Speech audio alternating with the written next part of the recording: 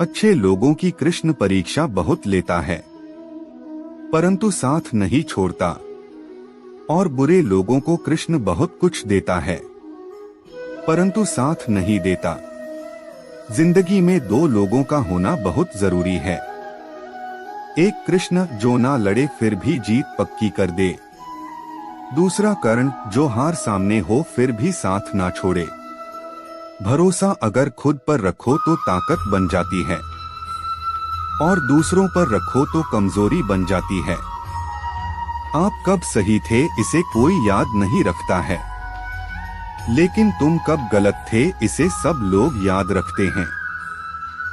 मैं किसी के भाग्य का निर्माण नहीं करता, और ना ही किसी के कर्मों के फल देता हूँ। मनुष्य कितना भी गोरा क्यों ना हो, परंतु उसकी परछाई सदैव काली होती है।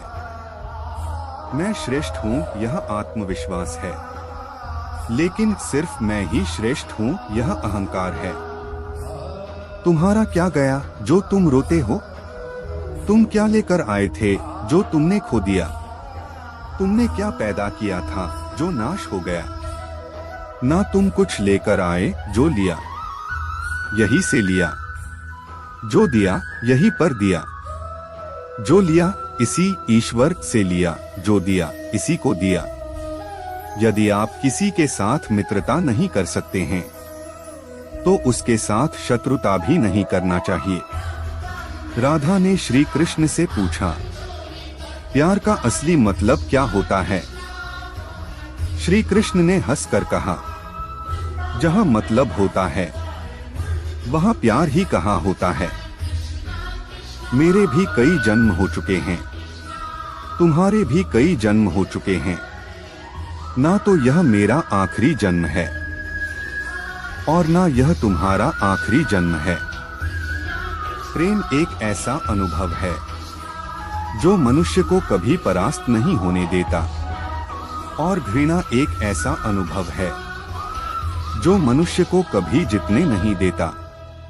श्री कृष्ण जी कहते हैं, जिस व्यक्ति को आपकी कदर नहीं, उसके साथ खड़े रहने से अच्छा है आप अकेले रहे। प्यार और तकदीर कभी साथ नहीं चलते, क्योंकि जो तकदीर में होते हैं उनसे कभी प्यार नहीं होता, और जिससे हमें प्यार हो जाता है वह तकदीर में नहीं होता। श्री कृष्ण कहते हैं, मनुष्य को जीवन में श्रेष्ठ बनने का प्रयास अवश्य करना चाहिए, परंतु जीवन में हमेशा उत्तम ही रहना चाहिए। अगर व्यक्ति शिक्षा से पहले संस्कार, व्यापार से पहले व्यवहार और भगवान से पहले माता पिता को पहचान ले तो जिंदगी में कभी कोई कठिनाई नहीं आएगी। हर किसी के अंदर अपनी ताकत और अपनी कमजोरी होती है। मछली जंगल में नहीं दौड़ सकती, और शेर पानी में राजा नहीं बन सकता। इसलिए अहमियत सभी को देनी चाहिए।